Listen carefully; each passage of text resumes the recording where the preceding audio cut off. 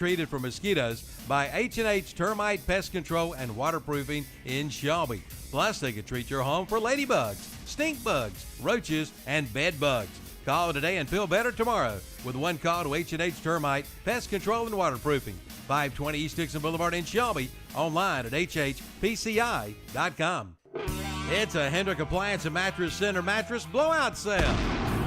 They're overstocked with twin, full, and queen-size mattresses. Just listen to these blowout prices. Twin-size mattresses for $129, full-size mattresses for $199, and queen-size mattresses for $249.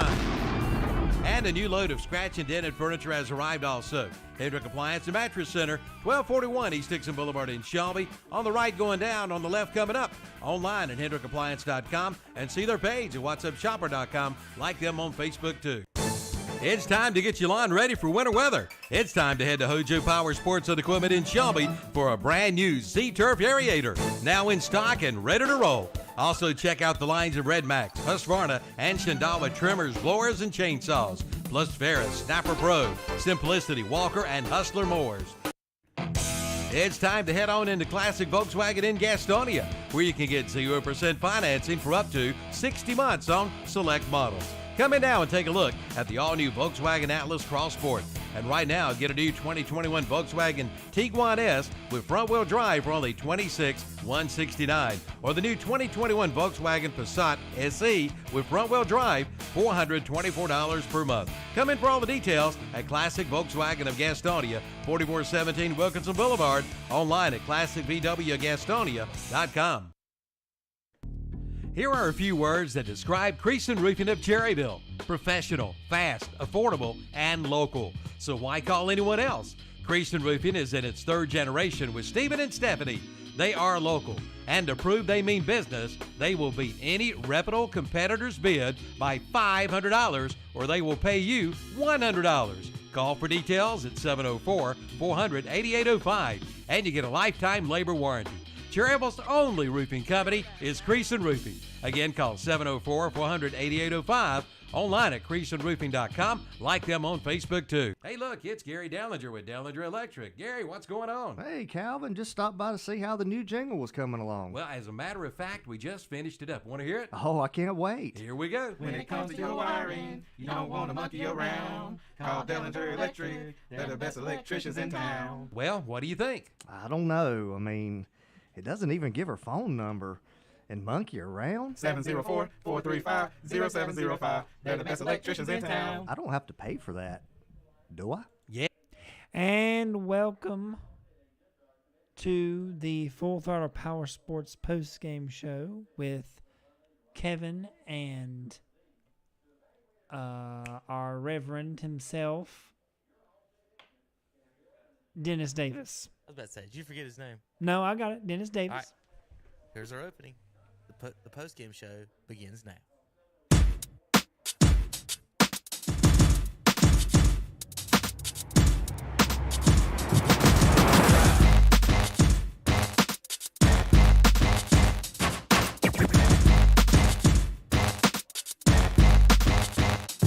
I am the incredible man. I only do things incredible can. 'Cause I am the seed of a chosen breed. You don't see too many like me.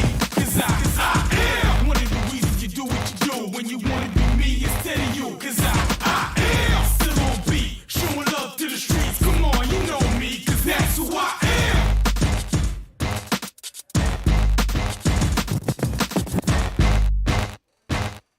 And welcome to the Full Throttle Powersports post-game show with Dennis Davis and Kevin Hastings and JP. Well, welcome to the post-game show, everybody. Brought to you by, of course, Full Throttle Powersports, KTC Broadcasting.com. We're live on the YouTube. JP, I heard something go silent down the hall. I think they're maybe Calvin them's getting them going. But I want to thank everybody for tuning into the post-game show. We're going to have some callers from some of our broadcast and some of our announcers going to stop by here in the studios, Tim and Danny, and we've got East Gaston and Shelby to talk about in just a few minutes. Tom and Brent will be stopping by to let us know a little bit about that. Of course, Tom will talk about it in the morning. We'll talk to our intern at her first full-time game tonight. Let's see if I can pull up our big room shots. And there's Dennis and I in the studios tonight. Hello, we're sitting in the kind of dark. We've got it lit kind of weird in here. But good evening, everybody. We're welcome to the postgame show brought to you by Full Throttle Powersports, FullThrottleNC.com. I tell you what, Dennis, let's pull their website up for the folks can see at home. We'll talk about a couple of things they have.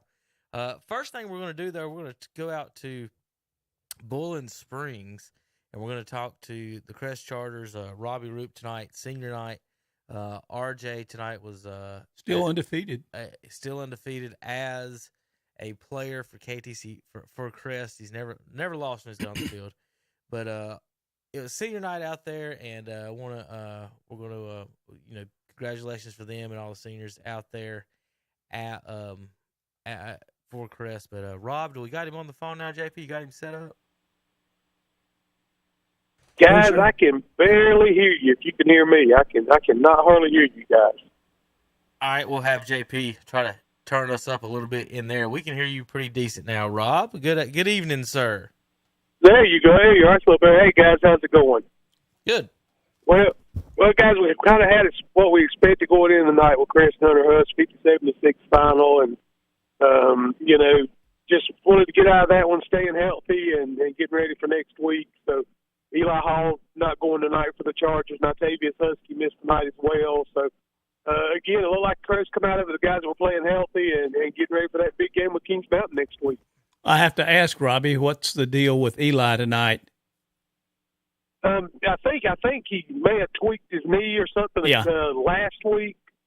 And they're just, wanting to make sure he's as healthy as can be. For next week, yeah. So just, trying to be safe. And so you understand those precautions, and I think that's what you see in there. Well, since we're asking about some injuries, how about the quarterback after that tremendous hit that he took right before the half? Is he, I know he was back in the game. Is he okay? Was that a concussion protocol or what? Yeah, guys. Yeah, he was okay. He was up stretching. I think he could have went back into the game. Green, but I don't think one of those deals where it wasn't necessary, for him to be out there and everything. So again, I think just abundance of precaution. You knew the game was in control, and again, I think he was okay. Well, I hope so, because I have a feeling that we could use him next week in that Kings Mountain game, but. I was a little disappointed tonight, Robbie. Your after-point kicker, he only was 7 of 8 tonight. What happened on that last one? And I tell you guys, I think, if I'm not mistaken, remember he missed one in that first game against Burns. That's correct, and the one that would have tied the score. I believe that is the only one he had missed up to that one tonight. Yeah. Oh, well, can't be perfect, can you? No, exactly right. Well, Robbie, I was impressed tonight with Crest running game and how they were able to just sort of like a hot knife through butter run down the field. Maury Adams was great. I think somebody referred to him as somewhere along the line, maybe the Adams train. I think the A train was in full swing tonight. What were some final stats on Maury as the runner tonight? Don't know the final stats tonight. Wasn't able to get many of those, but I tell you the prime example of what he's able to do, and I was able to get that video up on the run before one of his touchdowns. Guys, he literally had 5 or 6 guys just hanging off his back. And, I mean, I was waiting on so much from the sidelines to jump on just to see how far Maury could go. It is, and again, and I know it's a crazy comparison, but watching him run, he's as close to anything Crest has had to Trey Harbison since Trey was there. And watching him run, guys, he may be a little stronger after contact than even what Trey was. Well, he certainly proved that time and time again, and especially tonight down there where he drug several guys that were trying to gang tackle him towards the goal line. Yeah, absolutely. So So again, not a whole lot to say about this game. Crest gets the victory, and it sets up a huge matchup next week. Big week for Cleveland County next week. 2 conference championships on the line with Crest and Kings Mountain and Burns and Shelby. So similar to what we saw in the spring, we're going to do it again. So I'm excited about that. Got a middle school championship game Thursday. This Crest and Shelby. So guys, we're just lucky to see some of the football we see around here, and I know some of our other teams. And I was looking at some of the projections playoff-wise to take a look at some of these teams from the Big South. If you're a team and you see, and I think 5 may get in out of the Big South. I really think South Point, Forest View, and Stuart Kramer, all 3 may get in. And then they're going to be a lower seed. If you're that higher seed, guys, I'm not too sure you want to see any of those 3 teams rolling into your place, because they all have some great strengths they can play from. And here's the thing, Robbie, we've we've hesitated, but we've also mentioned next week championship. The winner will get the 1 seed. The second place team will probably get a 14 seed. And like you said, whether it's Crest or Kings Mountain, would you want them showing up at your field? That would be a stretch right there. Here's what's crazy now with that RPI. We were looking at some numbers. Remember, Crest missed that opening game. They missed that game with Freedom, which hurt. Well, then you were hopefully going to, set up another game with Pisgah, who right now sitting over them in Kings Mountain. They flip-flop back and forth for the 1 spot in their RPI. If Crest could have got that game under their belt, I think their RPI could have been that much better, especially if they could have got a win against Pisgah.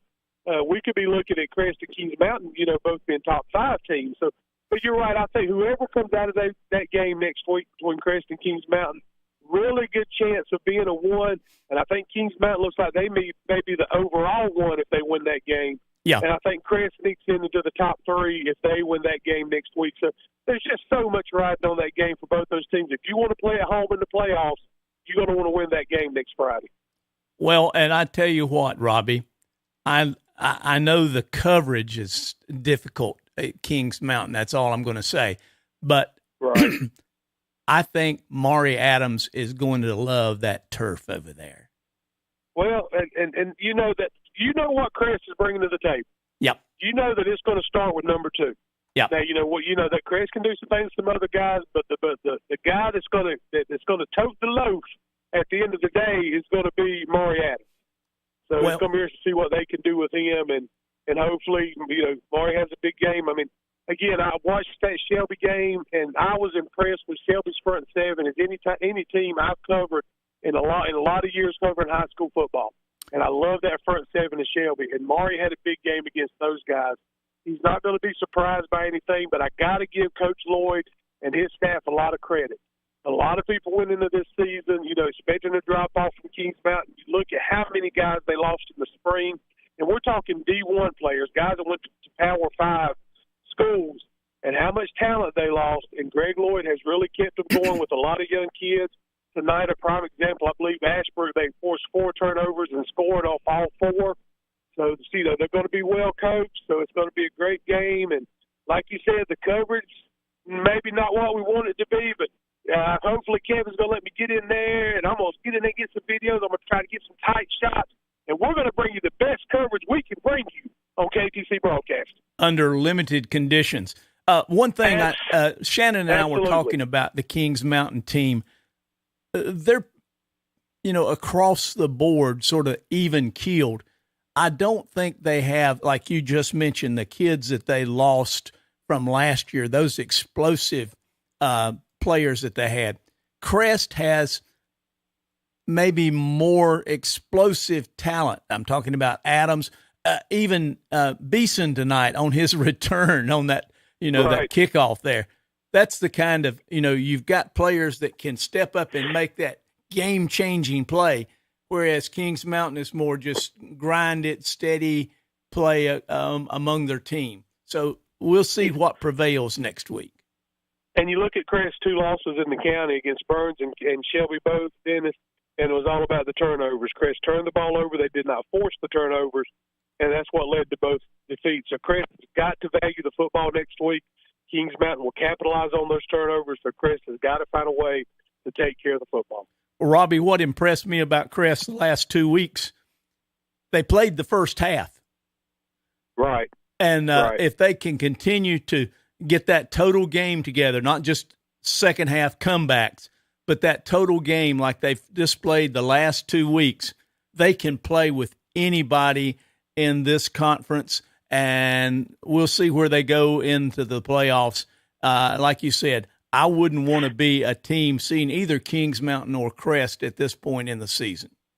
Yeah. And guys, before I let you go, one more shout-out to the class of 2022. Like we said, it was senior night tonight at Crest, and I've been lucky enough to see those kids grow up through the Little League of footballs, watching them through middle school and now to high school. And we were standing down there, and all the parents were kind of talking to each other, and we're shaking hands, and you realize that you've seen boys grow into young men. And so I just want to give a shout-out to all those kids, and I'm so proud of them, my son being one of them. And, again, we're just grateful for the effort they put in, and they've been such a great part of the Charger program, and there's going to be a lot of greatness coming out of that crowd even after football's over. They're going to be great contributors to society. That's hard to say, not just football. These will be great men in our community. Absolutely. And that's what we want. That's what, we love cheering for them. We love cheering for 15, 16, 17-year-old kids.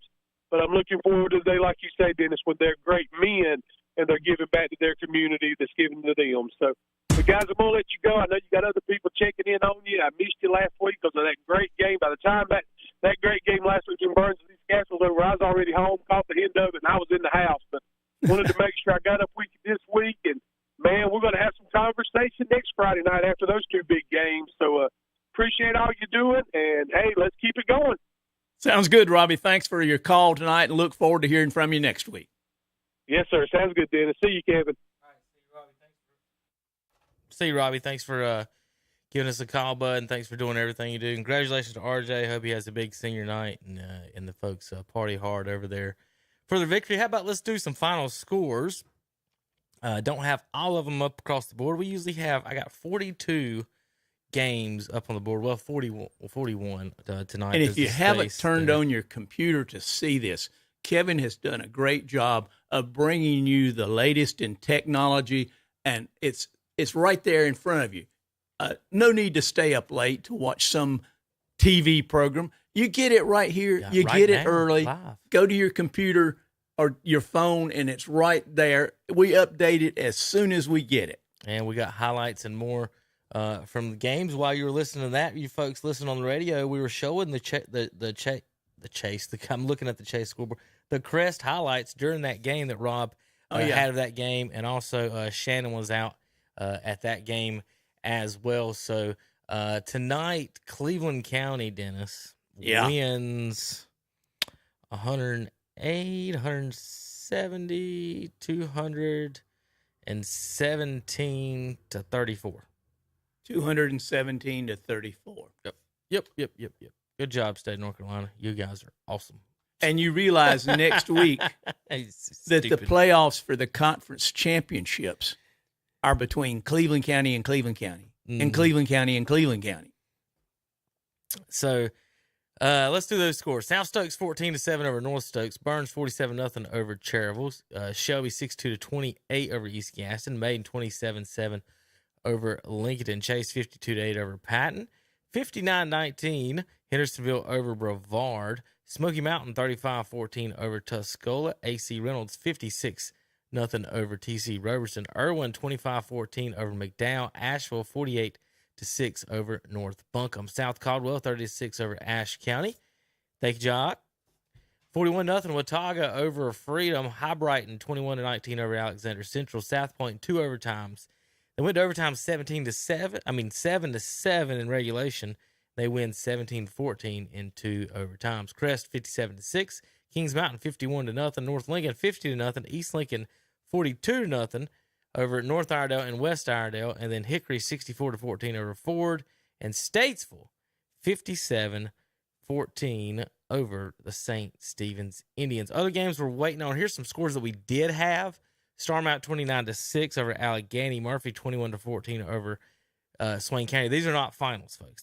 Those last two and the ones I'm giving you right now are not finals. Bunker Hill 20-13 over Newton Conover. West Lincoln 16-14 over at East Burke. We're going to talk to Paul Foster, hopefully here in just a few moments, about that Chase Patton game. And then Chase will be playing RS Central next week in Rutherford County, finishing up that contest. And we talked a little bit about him a little bit earlier. I'm thinking maybe we got Paul calling in to JP, or JP's calling somebody random right now. Who knows who he's talking to? He might be. Something about his car warranty.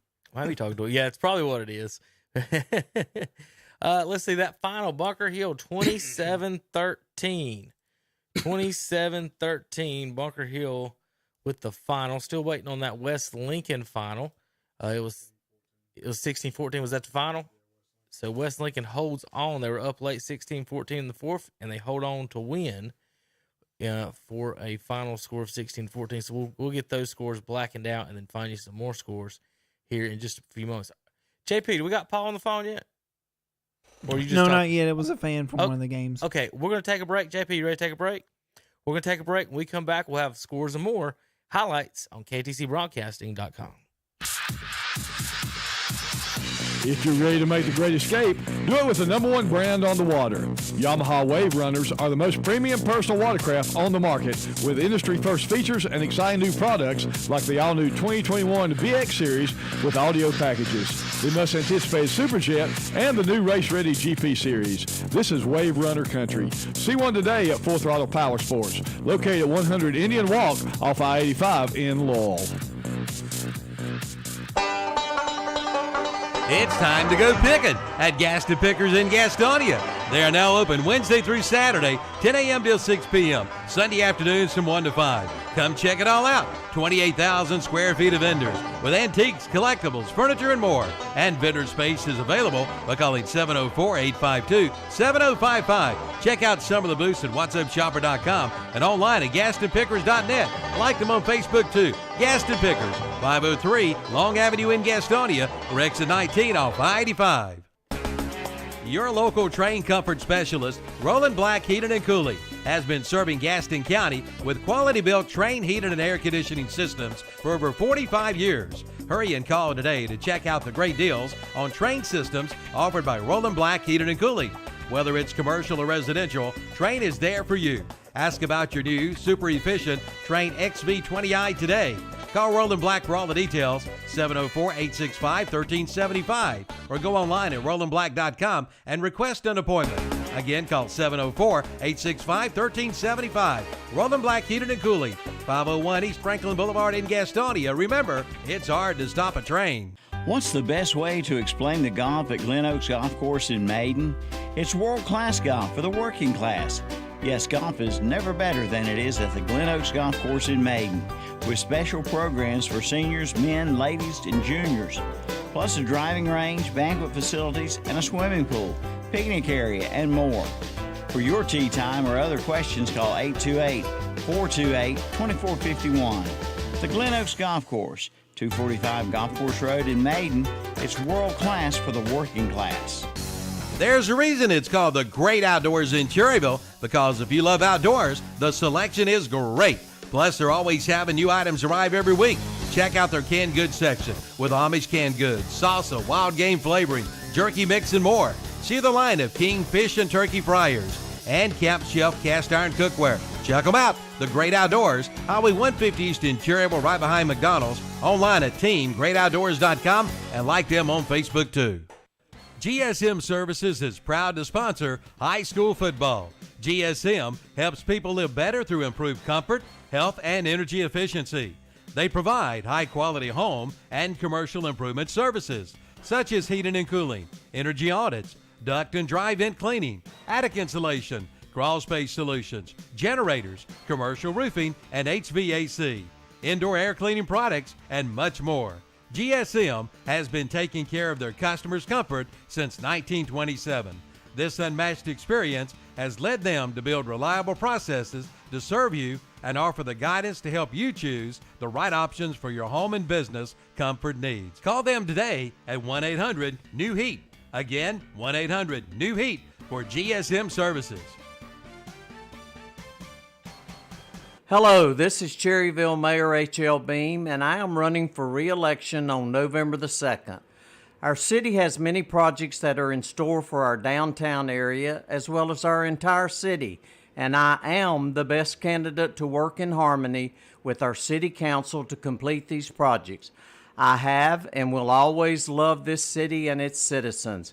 My pledge and promise is to always do what is best for our citizens. Vote H.L. Beam on November the 2nd for mayor. Thank you, and go Ironman. And we're back on the $4 Power Sports post-game show with Kevin, Dennis, and JP, and Andre, who's somewhere around the studio. Andre's busy getting scores for everybody. Okay. Andre's getting scores for people. Speaking of scores, we got a caller on the line. I'm told he was at the overtime game. Is this Jeff Miller? Yes, sir. Hey, Jeff, was you at that South Point Forest View game? Yes, sir. And man, it was a defensive struggle. Well, obviously, 7-7 going into the end of the game. Go ahead. Not much going on there, like you just said. Defensive struggle. Well, defense has just kept each other in check.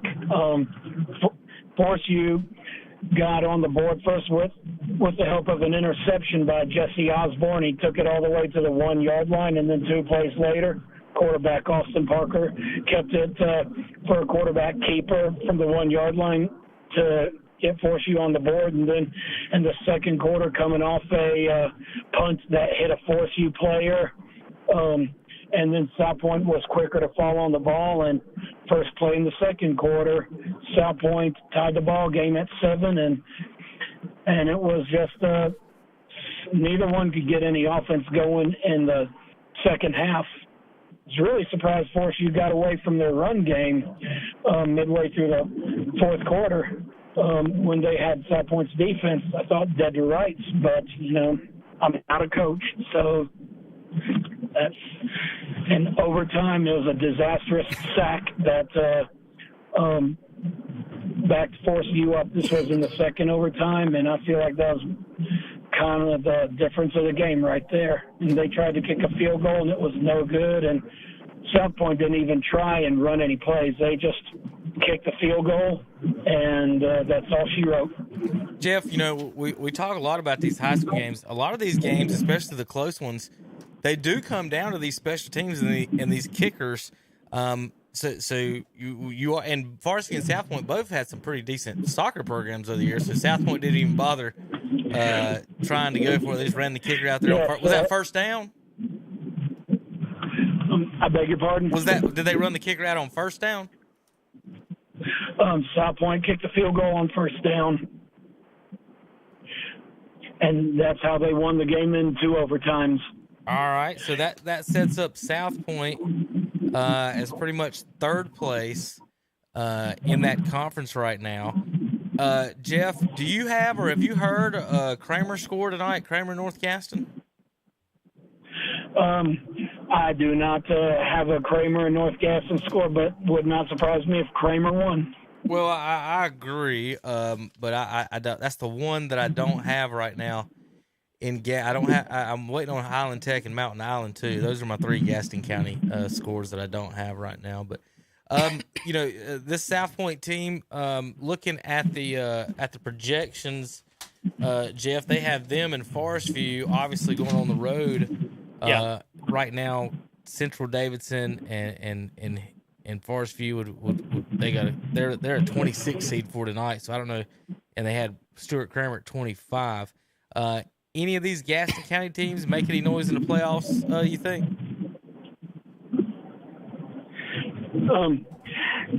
Any of these Gaston County teams, what? I'm sorry, you're breaking up. I'm sorry, Jeff. I said, do you think any of these Gaston County teams this year can make any type of noise in the playoffs? Yeah, I think so. There's a lot of good teams out there, and, Forest View is they're very disciplined and they're very physical, but I'm not sure what some of these other conferences have. Forest View, the Big South is, it's got its good teams and it's got its teams that have struggled this year, but definitely think anybody who plays South Point and Forest View are going to have a tough matchup. And definitely in the 1A ranks with Bessemer City. I'm not sure what I don't like these split conferences, man. I feel like 1A should be playing 1A and 2A should be playing 2A. And where does East Gaston stack? Because I know they got beat pretty handily by Shelby. Well, before tonight, they had them sitting at a 21 seed as the third team out of that conference. Well, and I think East Gaston could be a tough match for some teams out there. They have improved immensely this year. I mean, they're, you can't pick on the Cleveland Browns anymore because of how good they are. And same thing for East Gaston. Can't pick on them either because they have improved greatly this year. I tell you what about East Gaston, they may have. If you take if you were going to say the top 3 running backs, the top 3 quarterbacks in the area, they may have a player on both those lists. What do you think about that? And I think you're right too. I have not watched them play once this year, but I checked to see what their scores are, and I saw that they gave Burns all they could handle last week, and when they did that, I'm like, yeah, do not underestimate this team. Yeah, they can put some points on the board. The defense, though, however, is a little lacking. All right, Jeff, where are you going to be next week? That's kind of a toss-up. Either force you and Stuart Kramer for that final playoff spot, or maybe I might make the trip to Kings Mountain to watch them play Crest, because both of those games should be slobber knocker barn burners. Well, Jeff, don't forget the best game in Gaston County next week will be the Battle of the Belt in Bessemer City, with the Charitable Ironman in Bessemer City playing for that playoff spot. So just putting that one in your head. Yeah, that could be a tough one also, because between Bessemer City and Charitable and Ashbrook and Hunter Huss, I mean, those, whether playoff implications are on the line or not, it's always a game of pride and trying to basically show the other one up. I'm one game off, I think. I think it's Charitable or Bessemer. One of them is up 35-34, and they've tied 3 times in that all-time series. So there's your rivalry right there. All right, Jeff, well, good luck next week, and be careful, and look forward to hearing from you. Yes, sir. Thank you. You all have a wonderful weekend. All right, buddy. Have a good evening. Have a good weekend. Thank you. All right, folks, JP presses the button in there. Let's see if he does. There you go. All right, that was Jeff Miller. He was at the South Point Forest View game, Dennis. 17-14. South Point squeaks one out. It always seems that's how they end up squeaking a couple of them out like that. And we talked a lot about, especially in the spring, how much these kickers have affected our local football teams and how close some of these games are. And it's amazing how many games come down to either you make an extra point, you miss an extra point, field goals, or even just not even having a kicker. Some teams, you going for 2. I think last year, Burns beat South Point. Burns kicker showed up second quarter from a soccer game, and they ended up kicking field goals. So we'll take the Burns and Crest game. Mm-hmm. We were talking a while ago. The Crest kicker missed an extra point. He was 7 of 8 tonight. But in the Burns game, in their comeback, he missed the extra point. Burns won 21-20. So you're absolutely correct, Kevin. Yeah, in a 57-point game, it don't mean nothing, but every time you got to hit it. Hey, is that Steve Degree? JP says we got Steve Degree on the phone. Shelby wins tonight, all the way down in Mount Holly over East Gaston, 62-28. Steve, you there? Yeah, I'm fine. How you doing, fellas? Pretty good, Steve. You riding back home right now? Yes, I am. Almost in Kings Mountain. All right. Well, Shelby, tonight, you guys put a lot of points up on the board. Seemed like a lot of scoring going on down in Mount Holly. No defense tonight. 90 points in a game, and that sets up a big win, a game next week for first place in the conference against the Burns Bulldogs. Tell us a little bit about those East Gaston Warriors tonight. Well, Kevin, first of all, I want to say congratulations to the Golden Lions. We had a great week of practice. Coach Will Banks and Coach Ward, who's our defensive coordinator, Coach Emery, they had a great game plan, and the kids executed the game plan to the perfection. We knew that they was going to give us certain things, and we knew we was going to stop certain things. So we got up on them real quick, sort of like took the win out of them. And we went maybe 20-0, 21-0, and then at number 5 took one to the house. It didn't take him long either. He went from point A to point B, just like that. And so halftime the score was 55-7. Well, Steve, you messed up my pregame prediction. I had Shelby winning 56-28. You just had to get that last touchdown, didn't you? Well, yeah, they sort of gave it to us. Yeah. But the way they played the defense, we knew it was going to be some holes in their secondary, and Galen threw 5 touchdowns. And this young man, I don't want to jinx him, he's got maybe 31 touchdowns and no interception. And that got to be a record or close to it for percentage with interceptions. And our offensive line gave him a great time to throw the ball. And I always want to compliment our receivers. If you have not seen this kid play, named Luke Williams, I call him Ricky Pro. If ever in doubt, Kevin, throw the ball to Ricky Pro, because he's going to catch it. And Isaiah Bridges had 2 touchdowns. Shaquille Hamilton had 2 touchdowns. And Luke had 1. Well, and also we had a pick 6 for a touchdown. Santana Hopper blocked the punt. That's how we got it first time. And Malachi picked it up, ran it back in for the touchdown. I was about right off the bat, we took the win out of it. Steve, did that ball hit the ground that Santana blocked? I don't know if it hit the ground or not, but he scooped it up. Right. Took it on in for the touchdown. It looked like on our highlight, and it sounded, according to Tom and Brent, that Malachi got it out of the air, that they couldn't, that they thought that it just got blocked, and he caught it like immediately, and it never hit the ground. But I didn't know if you knew for sure or what. I wasn't for sure. I don't know. I saw 8 going in for a touchdown. All right. And the guys, they just had a great game plan. Week of practice, great week of preparation. But my hats off to that number 5. That kid can fly. He can run. Is it you talking about the running back? Yeah, Hill. That's Justin. Number 5. Yeah, Justin Hill, the running back. Oh my gracious! Now we were just talking a second ago, talking to who was I just asking? Jeff about the East Gaston team. Just on your opinion as well, Steve, of people you've saw. If I said the East Gaston had a top 3 running back and quarterback in the area, would that be going too far out on a limb? Well, no, because I'll probably say number 5 probably the fastest kid in the conference. I put him up against Marty House. I think they won 1 and 2 in track and 2A in the state of North Carolina. That number 5, he's fast. Oh, okay. But you got to have something else to go with it. Because we got 4, 5, 6 guys can take it to the house. Right.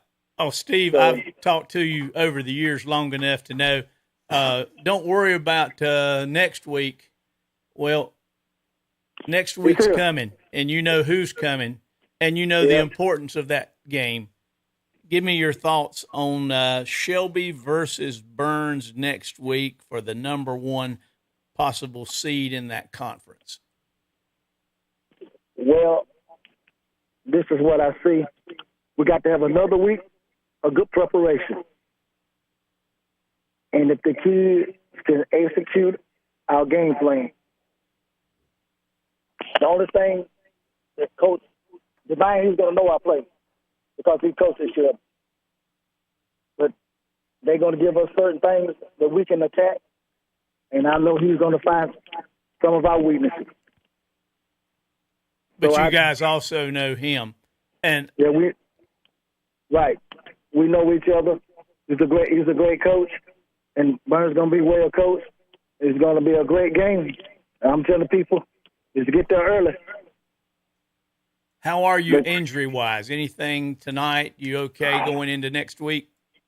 Well, we should be okay. I think maybe Sam Baudry had a little shoulder, but he okay. He could have played, but we set him out the rest of the game. Because you up 55.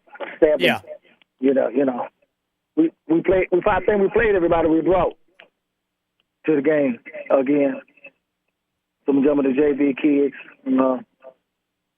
I just think Coach Will Baines is doing a great job. And our running backs, everybody ran hard. We just had a great game plan.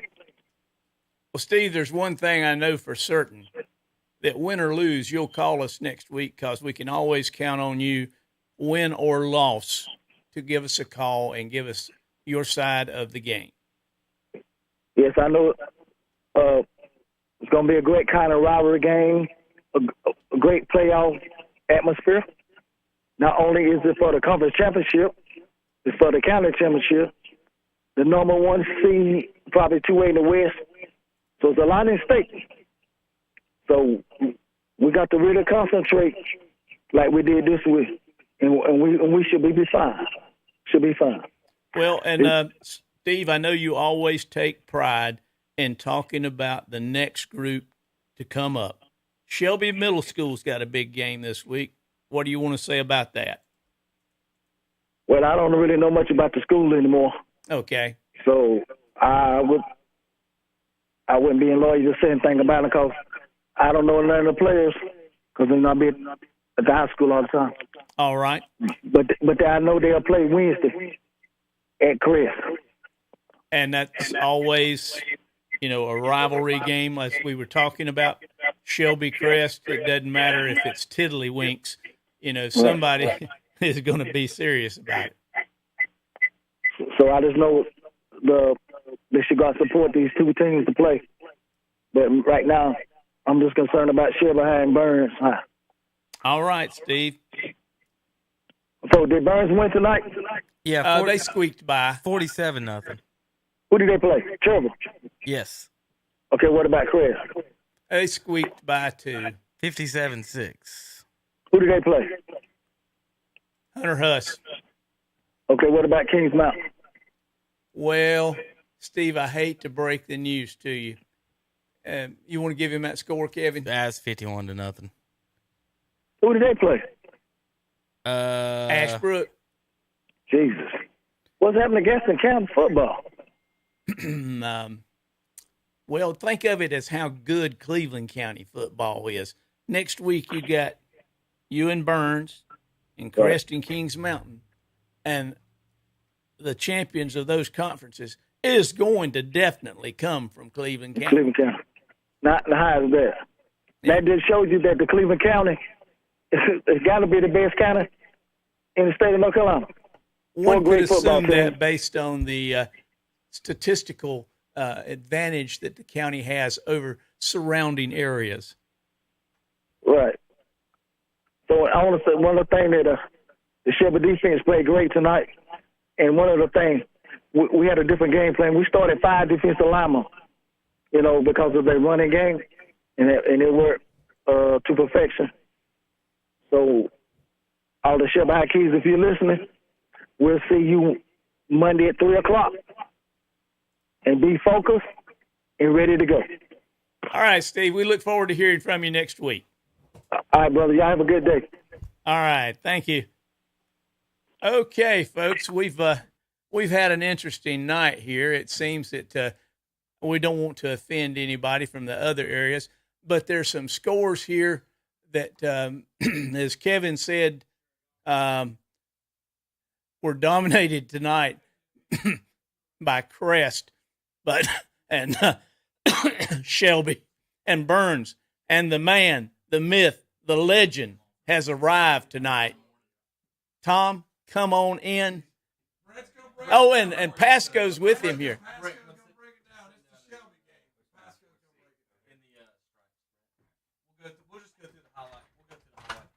we'll go through the highlights of Brent, and he can kind of tell us a little bit about the game. Brent, Am I on here? Yeah, you're on. I don't know if you were listening coming down the road. I'll see if you and Tom agree. I'm putting these East Gaston kids on a pedestal here. Is it too far or too much for me to say that East Gaston has one of the top 3 running backs and quarterbacks in the area? I would say potentially, yeah, if they can get some protection. I think Hill's definitely a stud at running back, but you can't sleep on McKinney either. I mean, he's right behind him, and they're big guys, right? Sherrill has a lot of potential. He's a sophomore. He's 6'3". Is that the quarterback? That's East Gaston's quarterback. That's what I'm talking about. Yeah, the lefty. Yeah, he can throw the ball. I've just seen highlights, and I've been impressed by almost everything I've seen him, footwork and everything. And that's why I was like, if they got him, what year is Hill? Is he a senior? Yeah, both of the running backs are seniors. Okay. Or at least the 2 stud guys that are putting up the numbers. But they got some younger guys. Stovall and Goins, I think, are younger. And then they're smaller. They're 5'7". Okay. Little scat backs, but they're quick. Stovall didn't play tonight. He was out. And last week, Goins got hurt on the opening kickoff and missed almost the whole game. Well, let's go through these highlights, Brent, and get you out of here. First touchdown of the game, blocked punt. Hamrick scoops up. Steve said he couldn't tell if the ball hit the ground. I don't know if you guys could as well. But big play here early on for Shelby, right? Yeah, it happened so fast. They tried to run left. They couldn't run left. And they started having success running right. But I don't know if it was Hopper or Griffin that got in there. Either one of them could have got Steve said Hopper is who got the block. Yeah, Griffin came from the outside and Hopper came straight up. And all of a sudden you just saw Hamrick walking into the end zone with the football. So. Next one was a touchdown pass here into the corner. Yeah, just a great pass in the corner. You know, we were making sure that he got his feet down, which he did. Probably Hamilton. Okay. Yep. Yeah, it was Hamilton. Hamilton with the touchdown. All right. Next up, let's see. Isaiah Bridges with a touchdown here for Shelby. Bridges, that was just a pass out in the flat, and then he just ran in between guys all the way to the end zone. And he's their fastest guy, right? He's their quickest receiver, and you'll see later he returned a kickoff that was a split kick for a touchdown. Yeah, we didn't get to talk about it. We were showing it while Steve was talking. I'll let you kind of tell a little bit about that play when I get to it on the squib kick. I was like, well, there goes the bouncer. Oh, there goes the touchdown. This is 27-0 here on the pass from Lee, rolling around in trouble. And he just laid out in the back of the end zone. Great catch. Dive, yeah. Okay. And who called it? It was Luke Williams. We weren't even exactly sure he caught it. I mean, it was a full-out dive in the back of the end zone and came down with it. That was Ricky Prohl, Andre. Here's Justin Hill from forever away. Yeah, that was an 80 yards. There was no time left in the half. Okay. Yeah, but, a couple, 20-something seconds. Yeah. He just goes 80 yards. And then let's squib kick it.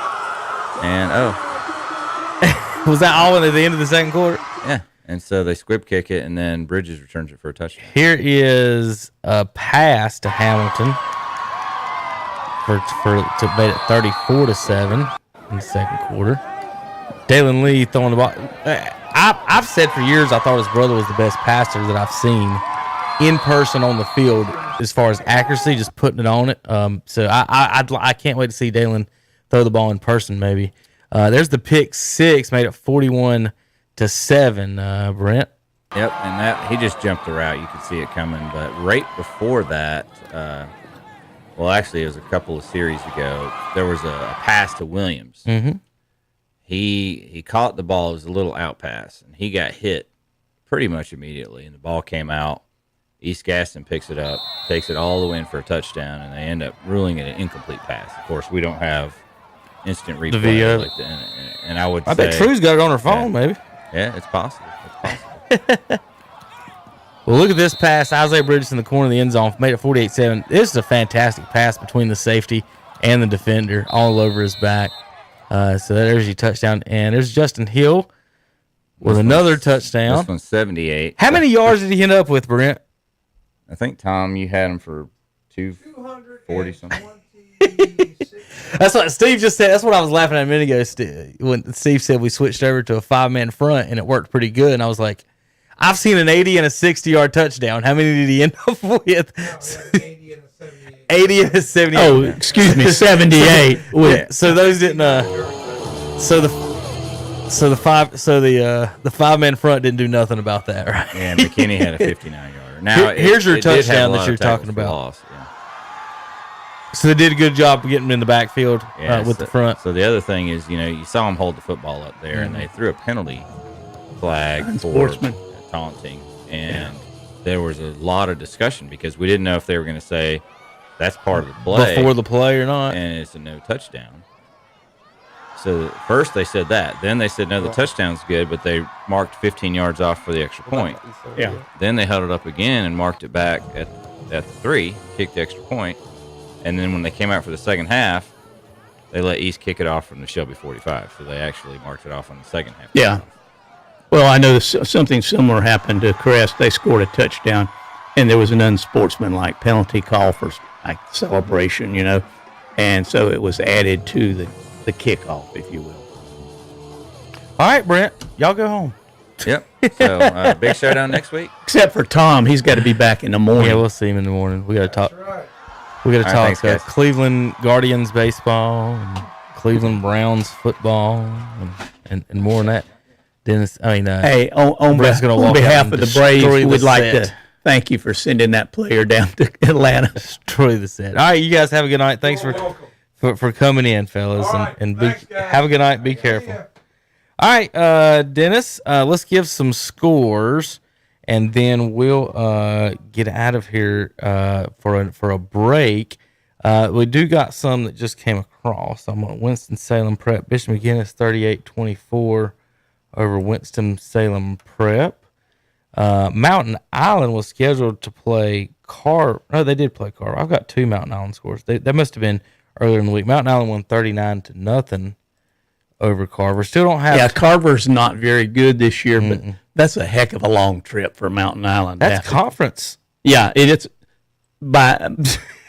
They did not do Mountain Island Charter any favors by moving them out of where they were, playing Thomas Jefferson, and putting them in that conference where they have to go all the way to Winston-Salem, Carver. Insane. Not that we don't like what the North Carolina High School Athletic Association It's does. one of those situations, Dennis, where common sense. Well, it's almost like and obviously you were in politics, but it's hey, don't hold it against me. I'm a recovering politician. But you're told, it's different rules for different people. And that's the most frustrating thing in any situation for most people is having different rules, whether it's for the politicians or for the students or for whoever. And so when they did the conferences, they said, we don't want you. So they tell Charitable and them they don't want you driving past other schools. Yeah. But then they have Mountain Island drive 4 counties away. Well, there's no schools between here and Winston-Salem. So that's what's frustrating about what, like I said, no matter what you're doing is Kevin is having rules for thee, but not for me. Get your stone tablet out. I'm fixing to give you something from on high here. Oh goodness. It doesn't matter whether it's politics or sports or anything else. Follow the money. Right. You're 100% on. That must be the most truthful thing you've ever said, Dennis. It's follow the hot dog money. Follow the hot dog. Hey, the state's going to figure out some way to get a piece of that. All right, we're going to take a break. When we come back, we're going to give you all. How about I'm going to give you all the scores now, and then when we come back, we're going to talk to Paul Foster about that game. We still haven't talked to Jason Sane about the West Lincoln game. West Lincoln wins 16-14. I still ain't heard back from him. Let's see. So here's your scores. Burns 47-0 over Charitable. Mountain, I think I wrote that down wrong. Mountain Island Charter won 39-0 over Carver for you folks looking at that. That is wrote in backwards. So 39-0 Mountain Island Charter over Carver. Community School of Davidson 45-8 at home over Christ the King. Bishop McGinnis 38-24 over Winston-Salem. Pine Lake Prep 32-15 at Lake Norman Charter. Owen 32-26 at Avery County. Hayesville 36-30 versus Cherokee. Robbinsville 21-14 versus Andrews. Murphy 28-21 over Swain County. Mount Airy 49-0 over Elkin. Starmount 35-22 at Allegheny. South Stokes wins 14-7 versus North Stokes in the Stokes County Civil War. Mm-hmm. Shelby 62-28 over East Gaston. Maiden 27-7 at Lincoln. West Lincoln 16-14 at East Burke. Bunker Hill 27-13 at Newton Conover. Bandies 37-26 at West Caldwell. Chase Trojans win 52-8 versus Patton. Hendersonville 59-19 at Brevard. Smoky Mountain wins 35-14 versus Tuscola. Reynolds 56-0 over Roberson. Irwin 25-14 over McDowell. Asheville 48-6 at North Buncombe. Inca wins 22-19 versus North Henderson. South Caldwell 30-6 at Ashe County. High Brighton 21-19 versus Alexander Central. Watauga 41-0 at Freedom.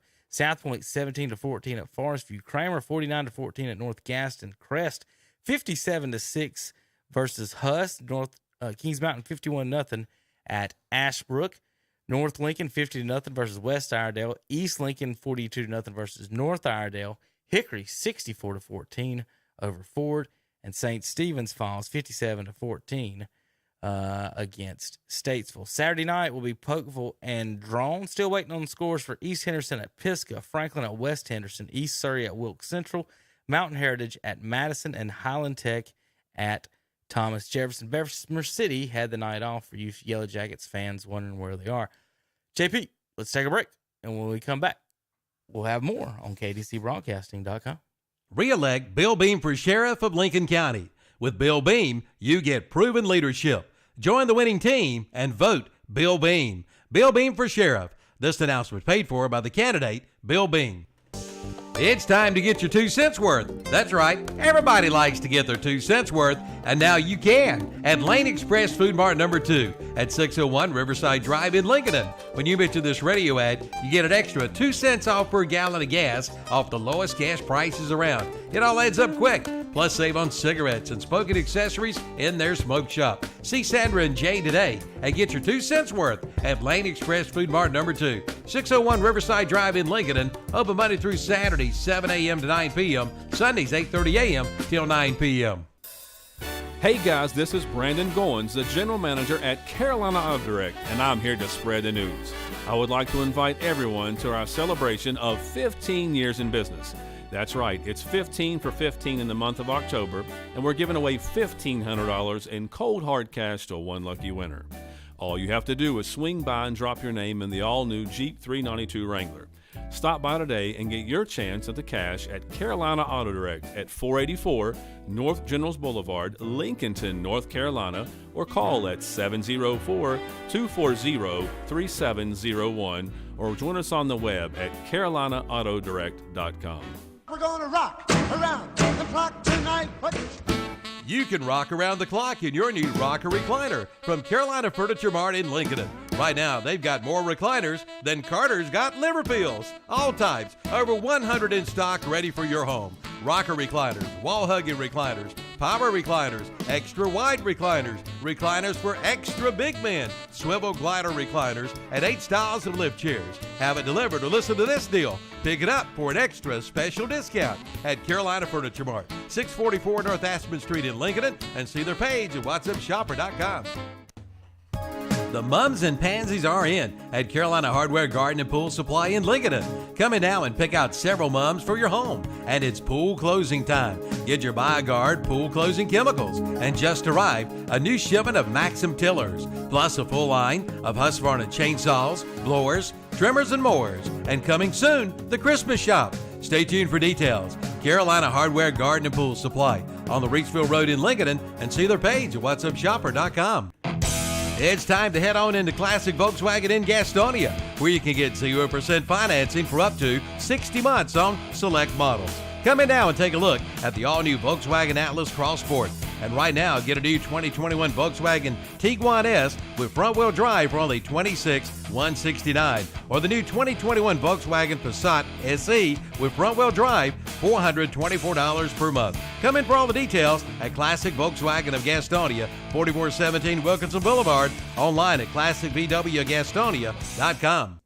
Dr. John Cloninger III is celebrating 25 years of practice here in Lincolnton. Dr. Cloninger's pedigree originates from his father, mother, and uncle and continues with his brother and cousin. The name is an icon in the field of dentistry. Dr. Cloninger has dedicated himself to his patients and community and continues to lead by example.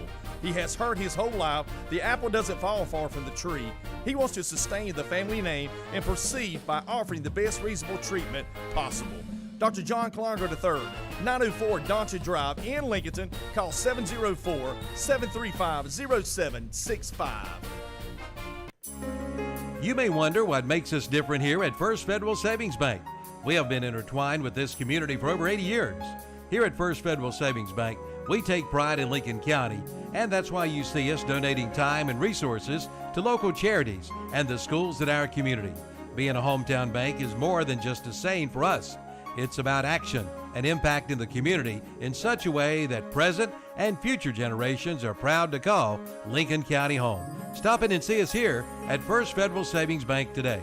Equal housing lender and member FDIC. If you're ready to make the great escape, do it with the #1 brand on the water.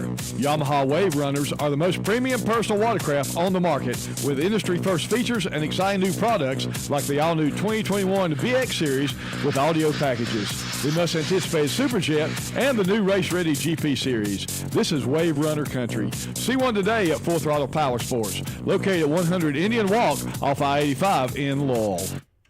And we're back on the Full Throttle Postgame Show with Kevin, Dennis, and JP. You introduce yourself in the third person? Might as well. Might as well. You've blown JP's mind. That was just kind of a. If I was going to introduce myself, when I introduce myself, I always say Kevin Hastings first, usually, or at least say I'm. He introduced himself as JP, but not as in I'm JP. He did it last. That was just weird.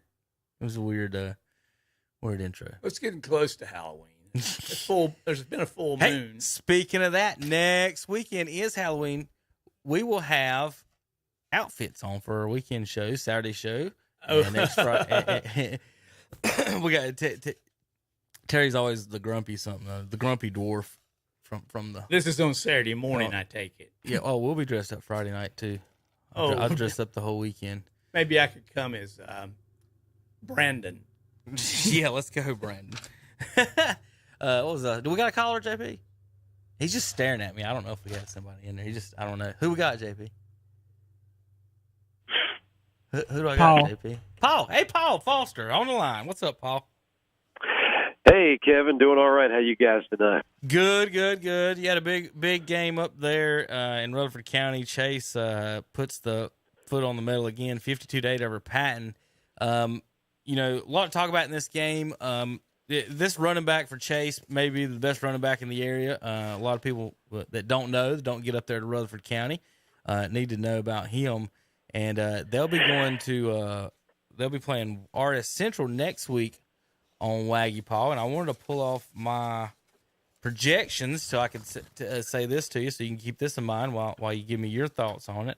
Right now, projected Chase at 14 would be a home game. Before tonight, they had them a home game against Polk County, actually, as a 19 seed. That East Gaston team could be in there. West Lincoln could be in that area. And then a bunch of other teams that aren't necessarily from around our area. But those are some possible teams. How does this, going forward here in this conference? They've got Hendersonville the 5, and so that's how high they're up. So Chase is sitting there in that 2 seed out of that conference at the 14. So how do you handicap the Trojans' chances going forward here and the rest of the county as well? Thomas Jefferson's sitting at a 8 seed as projected in the playoffs. To Paul. Yeah. Thomas Jefferson, who did not play their game tonight with Highland Tech, has been moved to Monday night, as you guys know by now. So they know they need to take care of business to be in the best possible scenario out of the conference as the 1A team, and they certainly have an easier situation than what Chase would have. But as far as Chase goes, you now have an 8-1 overall record. You just lost the one game in the conference to a very good Hendersonville team. I'm not sure how Hendersonville did such a good job of shutting down the Chase offense that 1 week a few weeks ago, but hopefully Chase has learned from it, and I know they'd love to have another opportunity if that ever works out in the playoffs. But yeah, I think they deserve having that home game to begin with the overall record they've got. And you were talking about Marquise McCombs a few minutes ago, breaking an all-time single-season record with well over 2,000 yards. I mean, the kid had more overall yards than the entire offensive pattern for the entire season, after tonight. So, it just says a lot about how much he means. But tonight they did a lot of things even without him. They went to a wide receiver by the name of Tavon Durisma, who was in the end zone several times. Darren Brian Johnson, another wide receiver, had 2 touchdown passes tonight. So they mixed it up. They got a good quarterback who's a senior at Boykins. So I think they've really got a good team. And I think they can maybe be around for a little bit in the playoffs. And then starting a home game is a big part of that. Well, Paul, I've got a question, too. I understand that, several of these young men that are on the Chase team and performing well for them were actually playing at East Rutherford. And, of course, East canceled their schedule for the year, and so they naturally went over there, transferred over there, and became a part of the Chase program. I questioned and I was surprised, like you were, that Hendersonville was able to handle them as well as they did. But the point I'm saying is that not only did they get this running back who up to that point was really unknown, he had broken his wrist, didn't play last year, but there were several linemen that came over and solidified, almost like plugging in the spots where Chase had the needs this year, and they have benefited from that. And I could see Chase doing very well in the playoffs going forward now that these guys have sort of got some camaraderie together. Yeah, good to talk to you, by the way, Dennis. It's been a while. And, you're exactly right. McCombs was playing for East Rutherford. We called some of the games with him wearing an East Rutherford uniform when the 2020 season, of course, was February through April earlier this year. Yes. Isaiah Dodd is another Chase player who can play both ways, defensive back, wide receiver. He's a good athlete. He's not nearly talked about as much as McCombs, of course. And then you mentioned the lineman, and then we've named at least one player that's playing at Thomas Jefferson this year that left East Rutherford, and RS Central's got a player of two. So sadly, that's what happened.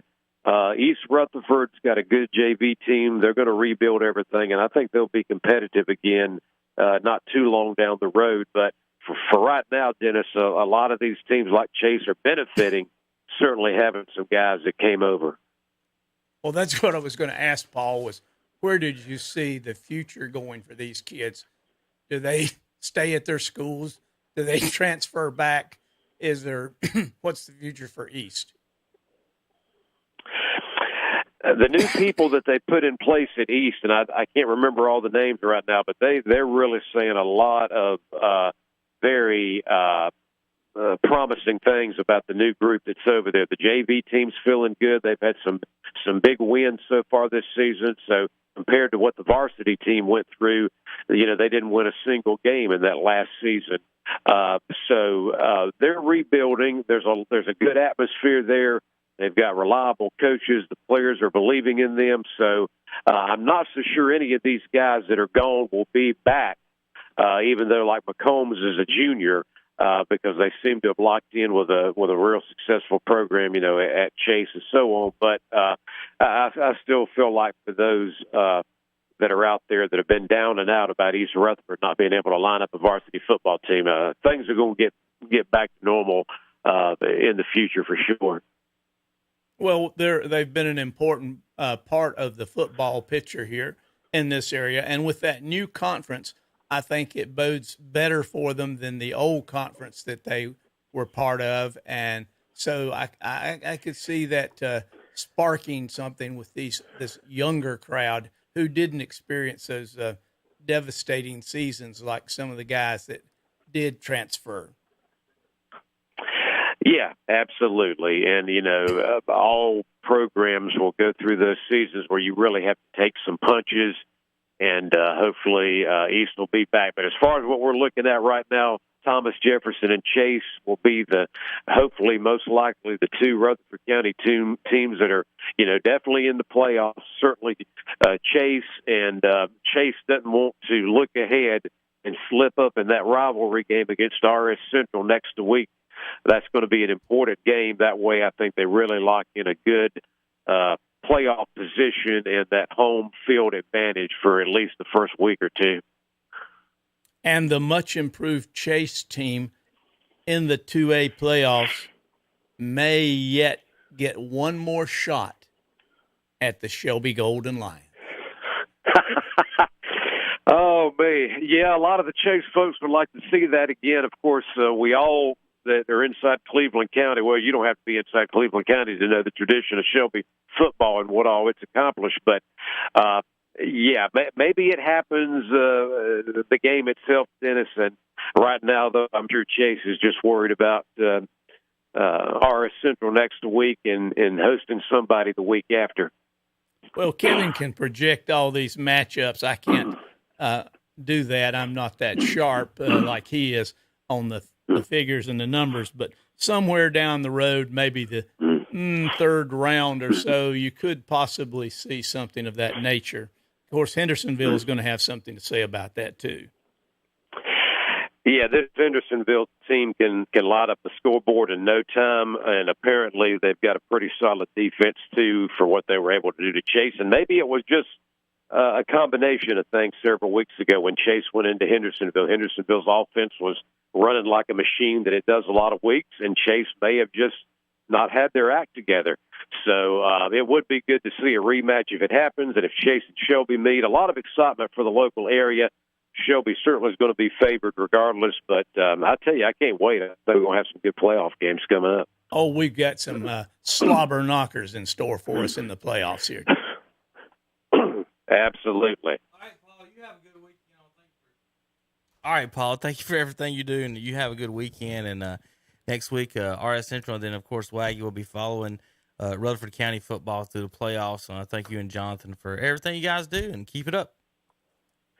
All right, Kevin. Thank you. Have a good night. Thank you. Good night, Paul. All right, we're going to talk to Matt Chapman here in just a few moments about that maiden Lincoln game. We talked to Logan before the game. We'll talk to Matt here in just a few moments. Let me go through some of the scores in the area before Matt calls in. 47-0 Burns over Charitable, 39-0 Mountain Island over Carver. Community School of Davidson, 45-8 over Christ the King. Bishop McGinnis, 38-24 over Winston-Salem Prep. Pine Lake Prep, 32-15 over Lake Norman Charter. Owen, 32-26 over Avery County. Hayesville, 36-30 over Cherokee. Robbinsville, 21-14 over Andrews. Murphy, 28-21 over Swain County. Mount Airy, 49-0 over Elkin. Starmount, 35-22 over Allegheny. And South Stokes, 14-7 over North Stokes. Asheville, 48-6 over North Buncombe. Irwin, 25-14 over McDowell. Reynolds, 56-0 over Roberson. East Surrey, they play tomorrow night against West Wilkes.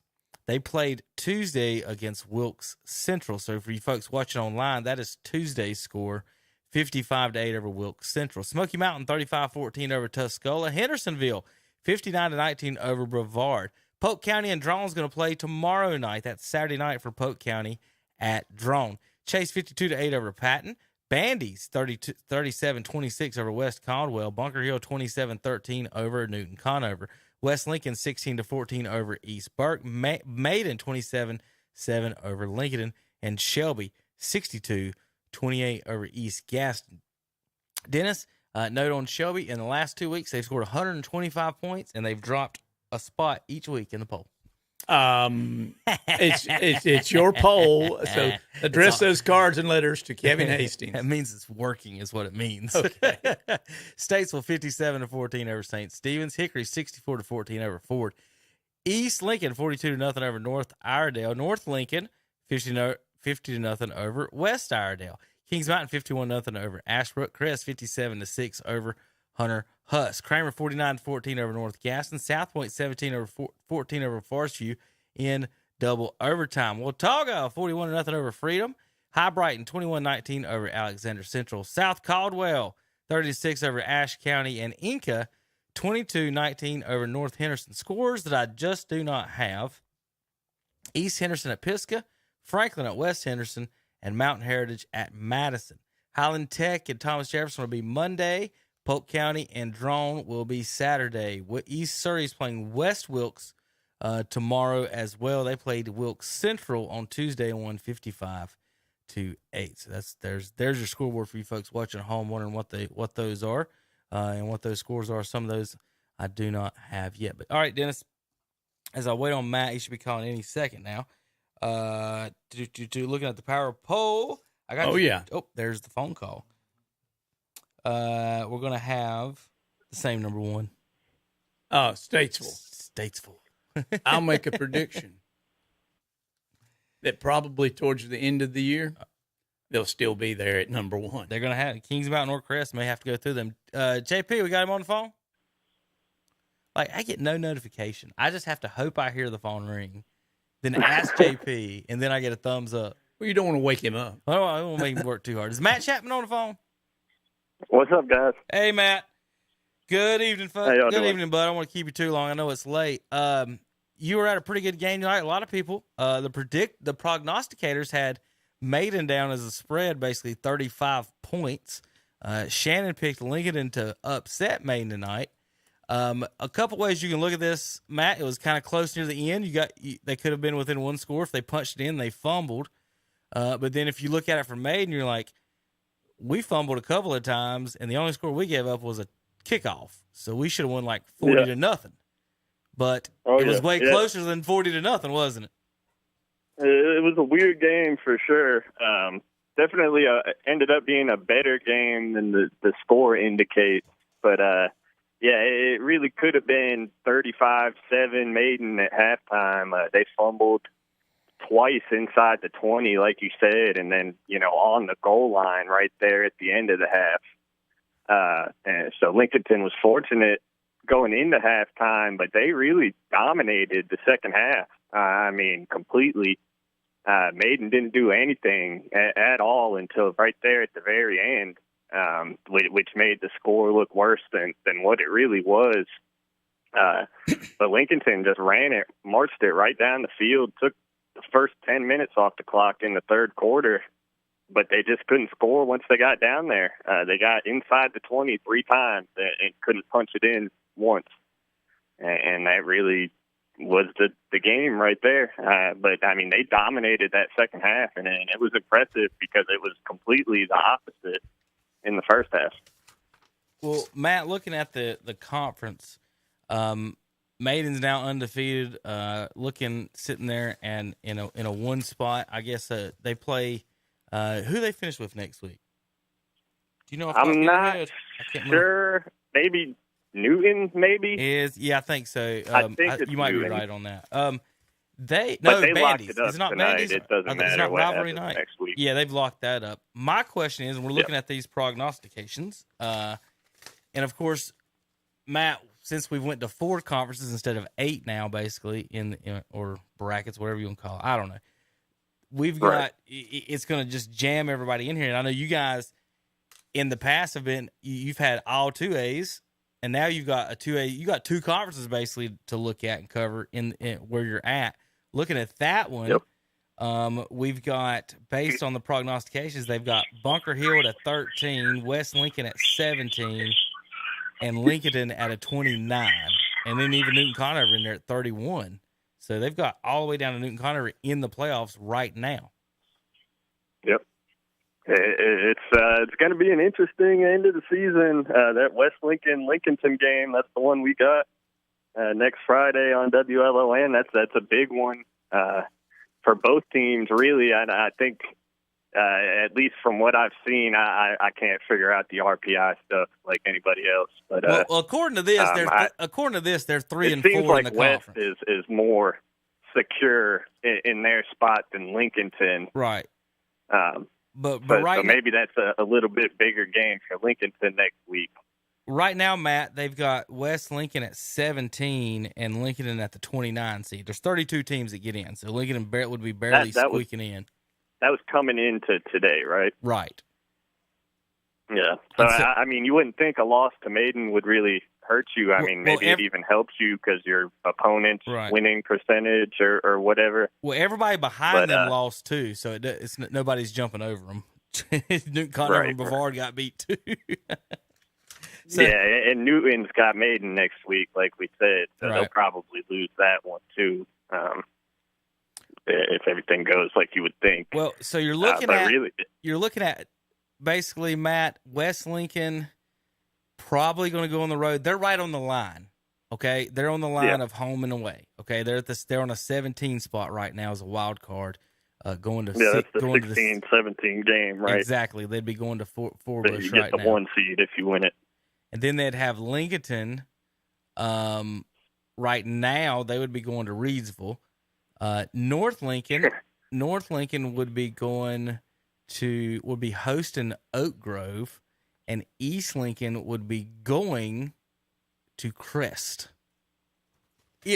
But North and East are closer in the rankings than West and Lincolnton, right? There's only 5 spots between North and East or something like that. Right now, North is at a 15, East at a 19. They both won big time tonight, combined 92-0.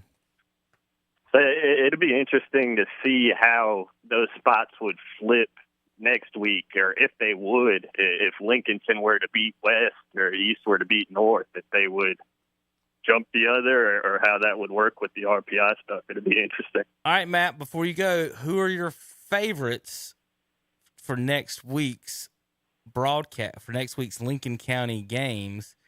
Does Mizell in the passing game overtake North Lincoln, and does West Lincoln, who squeaked by East Burke tonight 16-14, do they get the 3? That's for the 3 seed. Do they hold on to the 3 versus Lincoln in a big rivalry? 2 big rivalry games next week. We was talking about it in Cleveland County, Dennis. Same thing in Lincoln County, but not for first place. Oh yeah, last week of the season, big games. You're putting me on the spot here. The game we got, the West Lincoln game, I'll go with the Rebels at home. Okay. That's going to be a slugfest. That's going to be a fun one to watch. Very physical game. I'm just going to go with West, the experience, Coach Ponder, what he's done with them the last couple years, what they've been able to do. This will be 4 straight years in the playoffs for West. That's going to be a good game, but I'll roll with West in a close, low-scoring game, which is all that West plays. So they'll be right at home in that one. I concur with you on that one, Matt. And what about out in the eastern end of the county? Where's that game at? Do you guys have that? I can get it to you in about. I can get it to you in about 12 seconds if you'll. I think it's at North. They were at East last year. Well, that don't matter. Remember, because the conference is split up. Yeah, right. That's right. So either way, I'm going to go with East. It's at North Lincoln. Either way, I'm going to go with East. They've got Mizell back. He's the difference maker. They might honestly be undefeated if he didn't get hurt. Them in Statesville, that would have been a really good game at the top of that conference. I was actually about to ask that. Without Mizell, they lose by 1 to Hickory, and they lose 23 to beat Hickory with Mizell, and they lose 23-6 to Statesville. People don't realize you got a quarterback that's got pop in his arm, and Mizell does, doesn't he? Oh yeah, he's a playmaker. He's a good one back there. That would have been a good game with Statesville. I can't say they would have beat them, but it would have been a good game. They're the 2 best teams in that conference. I think. I think East will beat North next week. I haven't seen North this year though, so I can't really speak on them. Saw them a couple times in the spring, but haven't seen them in the fall. But I just think East the way they could throw the ball around the field. I think they got a little too much for North this year. Well, compared to Statesville, North lost 14-5, East lost 23-6. So there you go. Both teams, I got 3 field goals and a safety against Statesville. All right, Matt. I saw we did the East-North game back in the spring, right. and I think East won that one pretty handily. Again, that's different teams. Some guys graduated and whatnot, but I think I'll still roll with East this year. All right, Matt, you have a good night, and thanks for calling in, and have a good weekend, buddy. Yeah, y'all take it easy. All right, thank you. That's Matt Chapman, play-by-play for WON Lincoln County. Next week, they're going to finish the season up with West Lincoln and Lincolnton on WLON 1050 AM, 107.5 FM. Over in Cherryville, we will have the Battle of the Belt, the biggest little football rivalry in America, Cherryville and Bessemer City. We'll have that on WCSL. Chase will be going to RS Central next week, so we'll have that to finish the season. We haven't had RS too much on the schedule. They had some games, Dennis. They changed and moved with COVID, and then all their away games or all their home games ended up being just didn't match up well with our schedule. But that is a rivalry game over there in Rutherford County. Though, Kevin, has been when each team has had its ups and downs. They've, RS was good. Chase had some better years. That county rotates around, don't it? Yeah. And so that's coming back to sort of like the Crest and Shelby in the sense that you are, that's your cousins. That's the people you go to church with. That's the people you see all around at the movies and everywhere else. So it's bragging rights. Well, what we're going to have is a big week of football next week, Dennis. Again, on Shelby, we'll have Burns and Shelby for first place in that conference. Yeah. We'll also have highlights from Kings Mountain. We'll have and Crest. We'll have highlights from that game. We'll have broadcast. We may be able to get a highlights out at North and East if possible. I may be able to get somebody out to that. But folks, I want to thank you for tuning in. Dennis, you want to go through our highlights now? Well, let's take a break. We need a break, and we're going to come back, folks, and we're going to finish up. We're going to do our highlights of the night, plays of the night, and then we'll go over where the top 10 stands as of right now on ktcbroadcasting.com. If you're ready to make the great escape, do it with the #1 brand on the water. Yamaha Wave Runners are the most premium personal watercraft on the market with industry-first features and exciting new products like the all-new 2021 BX Series with audio packages, the must-anticipated Superjet, and the new race-ready GP Series. This is Wave Runner country. See one today at Full Throttle Powersports, located at 100 Indian Walk off I-85 in Laurel. Get the fire you desire at Future Energy Company in Shelby. Get ready for winter weather with your new Monessen or Lopi gas logs or inserts. And see them today at Future Energy Company. And there's plenty of tailgate and or backyard cookouts to be done. See the Green Mountain Pellet Grills or the Big Green Eggs. And see the Badland Series from Big Frig Coolers. All at Future Energy Company, 130 West Graham Street in Shelby. Online at futureenergyco.com. Attention contractors. H&M Industries in Shelby sells wholesale. You get wholesale pricing, like vinyl windows as low as $149 with a lifetime warranty on frames and sash, plus low E argon, extra strength glass as low as $149, plus metal roofing, just 82 cents a square foot with a 40-year warranty. And get vinyl siding at wholesale prices too. That's H&M Industries, 3931 West Dixon Boulevard in Shelby. Call 704-734-9900 or visit the website at hmindustries.com. Do you know what insect is responsible for over 1 million deaths a year? It's the mosquito, and chances are there is one in your backyard right now. Have your lawn treated for mosquitoes by H&H Termite Pest Control and Waterproofing in Shelby. Plus, they can treat your home for ladybugs, stink bugs, roaches, and bed bugs. Call today and feel better tomorrow with one call to H&H Termite Pest Control and Waterproofing, 520 East Dixon Boulevard in Shelby, online at hhpci.com. It's a Hendrick Appliance and Mattress Center mattress blowout sale. They're overstocked with twin, full, and queen-size mattresses. Just listen to these blowout prices. Twin size mattresses for $129, full size mattresses for $199, and queen size mattresses for $249. And a new load of scratch and dented furniture has arrived also. Hendrick Appliance and Mattress Center, 1241 East Dixon Boulevard in Shelby. On the right going down, on the left coming up. Online at HendrickAppliance.com and see their page at WhatsUpShopper.com. Like them on Facebook too. It's time to get your lawn ready for winter weather. It's time to head to Hojo Powersports and Equipment in Shelby for a brand new Z-Turf Aerator. Now in stock and ready to roll. Also check out the lines of Red Max, Husqvarna, and Shindawa trimmers, blowers, and chainsaws. Plus Ferris, Snapper Pro, Simplicity, Walker, and Hustler mowers. That's Hojo Powersports and Equipment. 110 Grigg Street off South Lafayette Street in Shelby. Online at hojopower.net. It's time to get those jams and jellies all canned up. And the place to start is Hometown Hardware in Kings Mountain. Hometown Hardware has canning jars and lids. And it's time to get that yard ready for winter with grass seed, lime, fertilizer, and they've got spreaders too. And get those fall garden plants. And see the big, beautiful mums. That's Hometown Hardware, 110 South Railroad Avenue in Kings Mountain. See their page at whatsupshopper.com. Tell Howard and Kyle that we sent you in. Are you ready to tackle your banking needs?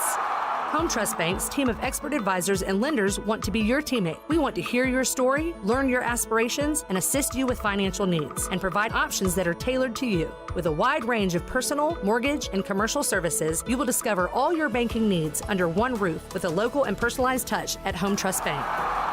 Score big with Home Trust Bank. Ready for what's next. Member FDIC, Equal Housing Lender. And we're back on the Full Throttle Power Sports postgame show with Kevin, Dennis, and me, JP. Hey, good morning, JP. Or good evening, JP. Good evening. Good evening, JP. Yeah, tomorrow you can say good morning. I'm used to saying good morning to you. Well, so I know. why I'm usually here, so I mean. That's why I was going with that. All right, let's go. We're going to go through the highlights one more time before, as we end the show here. I want to thank everybody for tuning in on KTCBroadcasting.com YouTube page. Also, following us on Twitter, hashtag KTC Sports, KTC Scores. All of our touchdowns and stuff are put on at What's Up Shopper. We run all of that's our sponsor for our Twitter highlights and our Red Zone radio shows, whatsupshopper.com. Shop locally, shop online. That's What's Up. Whatsupshopper.com. You're listening to the Full Throttle postgame show, brought to you by Full Throttle Powersports of Lowell. It seems like I'm never going to get to these highlights, Dennis. I'm trying to scroll and keep on scrolling. I keep on getting them. Good grief! It can't be the end of it. Check out the there you 3 go. hour. I don't know where these are coming from. 3 hours. That's 18-0. I'm trying to find the start of my highlights, but it's ended here on my. I have to refresh that. Anyway, I'm gonna pull up the highlights in a minute. Looking at the top 10 coming into tonight. Let's see. I can pull that up, Dennis. Let's see. Folks are looking at the scores online. How about we go over to our top 10 from earlier today? This was the top 10 before the one on the right, the top 15 before it started. Dennis, I'm gonna let you kind of talk this through while I actually I can press my button and pick up a microphone.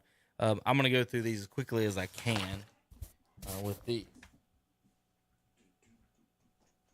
Okay, You got me over here? Yeah, I got you. You got it. All right, so what we're doing is moving. I'll pick up the wrong sheet there. You folks at home have got a great view of the smart board here. So coming in tonight, top 10 was Statesville 1, Kings Mountain 2, Maiden 3, Bunker Hill 4, Chase 5, East Lincoln 6, Hendersonville 7, Shelby 8, North Lincoln 9, Crest 10. The 10 on the left is Shannon's opinion scoreboard for you folks watching at home. I'm about to move that one around into what is in the new top 10. At number 10 is the Crest Chargers. Ooh, they were number 10 last week. They're number 10 again. They don't move, actually, Dennis. Big win, and they do nothing. Well, you want to talk about big wins?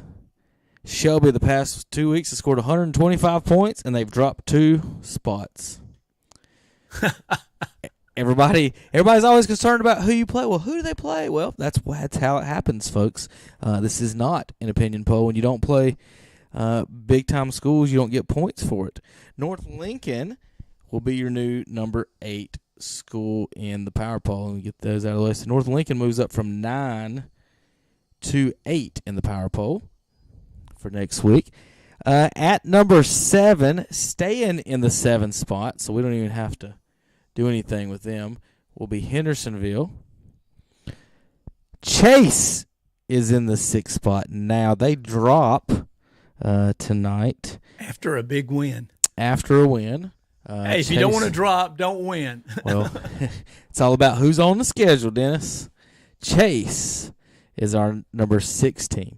I mean, somebody moved up to number 5. No, Bunker Hill dropped to number 5. So Bunker Hill with a win. In the last 2 weeks, they lost and won. They've dropped 2 spots in there. So they end up at number 4. Now, that was Bunker Hill's 5. Sorry. Number 4 is East Lincoln jumping up. So East Lincoln's our jump team. And Shannon had them pretty high on his list. East Lincoln's going to be number 4. They were last week 6. So East Lincoln is our big movers this week in the top 10, going from 6 to 4. And then the top 3, they stay the same. They all win. They all advance. Statesville, 1, Kings Mountain, 2, and Maiden Blue Devils, 3, Dennis. So your new top 10, number 10, Crest, 9, Shelby, 8, North Lincoln, 7, Hendersonville, 6, Chase, 5, Bunker Hill, 4, East Lincoln, 3, Maiden, 2, Kings Mountain, and 1, Statesville. All right, Kevin, and send those cards and letters in care of Kevin Hastings at the radio station. He'll be happy to throw them in a trash can for you. This is that time of the year, Kevin, when the criteria for your position starts to show up a little bit. It's who you played. Right.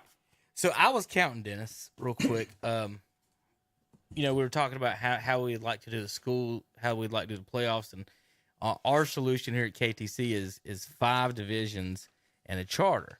Well, right now, each one of these, here's how many is in each division: 54 in 2, 3, and 4A, and 55 in 1A. Well, if you divided the 217 by 6, you'd end up with 36 teams. This is West. Yeah. Okay. 36 teams total in each side of the West. So then you can go down and count off your 30. We have 32 now. Count off by 36. Well, that's in the playoffs. Yeah. There would only be a total of 36 is what I'm telling you. Oh, okay. So and the charters, of course, so you have to go through and count those. I'm guessing most charters are in the 1A. Yeah, so, I would say that simply because of their low enrollment. 40, 50. I'm going to count all these here in a minute, Dennis. Can you go down some of the scores for the night, Dennis? I'll be more than happy to do that. Looking over here, we're starting with the Burns Bulldogs versus the Charitable Ironman tonight. Burns 47-0. You heard that here with on the Danny Aker and Tim, and they were doing a great job on that game, even though it might have been a little odd for them, for the Burns folks. Listen to them. Mountain Island Charter 39-0 over the Carver Yellow Jackets. They had a road trip tonight, folks. Christ the King lost to the Community School of Davidson tonight. Community School of Davidson 45, Christ the King 8. In the Winston-Salem Prep lost tonight to Bishop McGinnis by a score of 38-24. Pine Lake Prep 32, Lake Norman Charter 15. Owen tonight 32, Avery County 26. In the what is that? Something Yellow Jackets. Hayesville here. Hayesville Yellow Jackets 36-30 over the Cherokee Braves. It was the Robbinsville Black Knights 21, Andrew Wildcats 14. In a close game, Murphy Bulldogs 28, Swain County 21. Mount Airy beat Elkin tonight 49-0. It was the Starmount Rams 35, Allegheny Trojans 22. South Stokes beat North Stokes tonight 14-7. And the Shelby Golden Lions were golden tonight, beating East Gaston 62-28. Maiden Blue Devils 27, Lincolnton Wolves 7. It was the West Lincoln Rebels 16, the East Burke Cavaliers 14, Bunker Hill Bears 27, Newton Conover Red Devils 13, Bandy's Trojans 37, and the West Caldwell Warriors 26. Chase Trojans 52, the Patton Panthers 8, 52-8. Chase. Saturday night we'll see Drone and Polk County play. I think they had an earlier game in the week was the reason for that, moving it to Saturday night. Hendersonville Bearcats beat the Brevard Blue Devils tonight 59-19. It was Smoky Mountain Mustangs over Tuscola tonight 35-14. East Surrey Cardinals over Wilkes Central Eagles tonight 55-8. Yes, we're seeing a lot of big scores tonight. The Rockets. Where you at on the bottom part? AC Reynolds 56-0 over. Were you going up or down? I was going down. All right, AC Reynolds 56-0 over Roberson. Irwin 25-14 over McDowell. Asheville 48-6 over North Buncombe. Statesville 57-14 over St. Stephen's. Hickory 64-14 over Ford. East Lincoln 42-0 over North Iredale. North Lincoln 50-0 over West Iredale. Kings Mountain 51-0 over Ashbrook. Crest 57-6 over Hunter Huss. Kramer 49-14 over North Gaston. South Point 17-14 over Forest View in 2 overtimes. Watauga 41-0 over Freedom. High Brighton 21-19 over Alexander Central. South Caldwell 36 over Ashe County. And Inca 22-19 over North Henderson. Let's do some highlights to finish the show. Yeah. Dennis. Where could we find some good highlights? How about on KTC Broadcasting and how about Crest versus Hunter Huss? Crest versus Hunter Huss. We're gonna do all the games. Okay, all of them. I was We're just gonna do all you of them. wanted highlights, Right. and there were a bunch of We're gonna highlights do them in that game. chronological order here, if we can, here on KTC Broadcasting. Don't forget in the morning, tune in to talk college football, NFL, NBA, baseball, and more. All right, here we go. There's Green with a touchdown. That made it 7-0 Crest. Shelby goes up 7-0 early with a block punt. Santana Hopper blocks the punt. Malachi Hamrick catches out of the air and walks in to the end zone. Hamilton with a score for Shelby into the corner of the end zone. Beautiful nice little catch. pass for Dalen Lee to Hamilton for the score.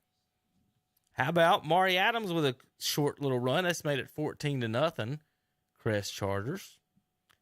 Little pass and catch here from Green to McCall. Isaiah Bridges of Shelby against East Gaston made it 20-0. Isaiah, it looked like something was supposed to go right, Dennis, because there's 5 linemen running right. And Isaiah ran left. Told ya. I mean, look, I'm sitting here looking at it. That ain't right. Oh, he's over yonder. Yeah, that was not the way they drew that one up. All right, this is a 4th down stop for Crest. This is big early on in the game against Huss. This is a big long run for Adams from the 3, gets it out to about the 28-30 yard line. This is Maiden going up 7-0 on Lincoln. Quarterback rolls right, looking into the end zone, finds the slot with the flag route into the corner of the end zone. Touchdown, Maiden over Lincoln. How about Green to Addison for a 69-yard touchdown pass? Addison outrunning everybody from about 30-some yards out. This is Jeremiah Norris of Burns with a 6-yard touchdown run. Made it 6-0 over Charitable early on. Maiden 14-0 over Lincoln with a handout or quarterback keeper up the middle. This is the band. Let's see if we can get some of them. Hit that computer button there, Dennis. There we go. We get some band action there. Turn this down. There's the Crest band playing a little bit for you. I didn't recognize them. They weren't playing the horse. I know, that's what we wanted to hear. All right, Ben Mooney, 3-yard touchdown run. That made it 12-0 Burns. Chase going up 7-0. Watch this run. Oh, yeah. I mean, he just sat down on him. And I think the Patton defenders were like so amazed about what they just saw. The last few guys didn't even bother trying to tackle this kid. Wow, he just stopped on a dime and took a dead left. Maiden 14-7. This is Lincoln returning the kickoff.